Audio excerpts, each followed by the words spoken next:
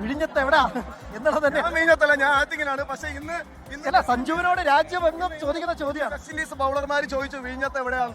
അതായത് നമ്മുടെ സമീപകാലത്തെ സമൂഹ മാധ്യമങ്ങളിൽ ഹിറ്റായ ഭയങ്കര ഹിറ്റായിട്ടുള്ള കാട്ടക്കട അണ്ണനെ ലൈനിൽ പിടിച്ചാണ് വിഴിഞ്ഞത്ത് എവിടെയാന്നുള്ളത്. തിരുവനന്തപുരത്തുകാരൊക്കെ തന്നെയാണ് നമ്മൾ കാലത്ത് വന്നപ്പോൾ ഈ സൗകര്യം കണ്ടു. അവരെ സംബന്ധിച്ചോളം എന്തായാലും പ്രതീക്ഷിച്ച പോലെ തന്നെ നമ്മൾ കാലത്ത് സംസാരിച്ച പോലെ തന്നെ സഞ്ജു ഇന്നും തകർത്തടിക്കുന്നു പറഞ്ഞു.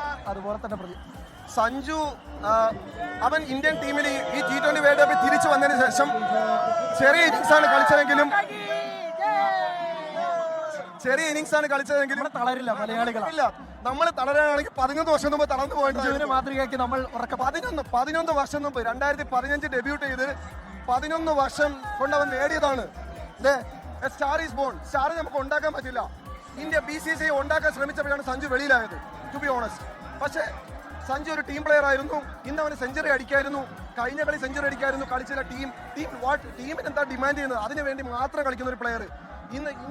ഇന്ന് Sanju man of the tournament ആയിട്ട് പ്രഖ്യാപിക്കുമ്പോൾ ആ ഗ്യാലറി മുഴുവൻ ആർത്തിരമ്പി. സഞ്ജു അടിക്കുന്ന ഓരോ ഷോട്ടിനും ഗ്യാലറി മുഴുവൻ ആർത്തിരമ്പി. ഇന്ന് പകല് തൊട്ട് ഞങ്ങൾ കാണുന്നതാണ്. ഞങ്ങൾ ബാംഗ്ലൂരിൽ നിന്ന് വന്നതാണ് ഈ കളി കാണാൻ വേണ്ടി മാത്രം. ഇമോഷണലി ഭയങ്കര വീക്കായി നിൽക്കണം. ഒരുപക്ഷെ മാൻ ഓഫ് ദി സീരീസ് കിട്ടും. ഇന്നും സഞ്ജു കാണിച്ച ഒരു കാമാൻ കമ്പോഷൻ ഉണ്ട്.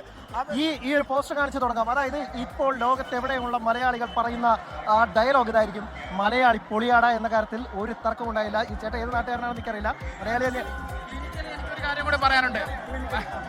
ക്ലിനിക്കലി മാർലൺ സാമുവൽസ്, ലാൻസ് ക്ലൂസ്നർ അല്ലെങ്കിൽ മൈക്കൽ ബെവൻ, ഈ സെഗ്മെന്റിൽ വരുന്ന ഒരു സ്റ്റാൻഡേർഡ് പ്ലെയർ ആണ് സഞ്ജു. ഒരു ആവറേജ് പ്ലെയർ എന്ന് പറയാൻ പറ്റില്ല. It's a legend. ആക്ച്വലി ലെജൻഡാണ് സ്റ്റാർട്ട് ചെയ്യുന്നത്. മൈക്കൽ ബെവൻ ഓസ്ട്രേലിയക്കുള്ള പോലെ, ലാൻസ് ക്ലൂസ്നർ സൗത്ത് ആഫ്രിക്കയ്ക്കുള്ള പോലെ, മാർലൺ സാമുവൽസ് വെസ്റ്റ് ഇൻഡീസിനുള്ള പോലെ ഇന്ത്യയുടെ ഒരു ടോപ്പ് ക്ലാസ് ലെജൻഡാണ് ഉദയം ചെയ്തിരിക്കുന്നത്.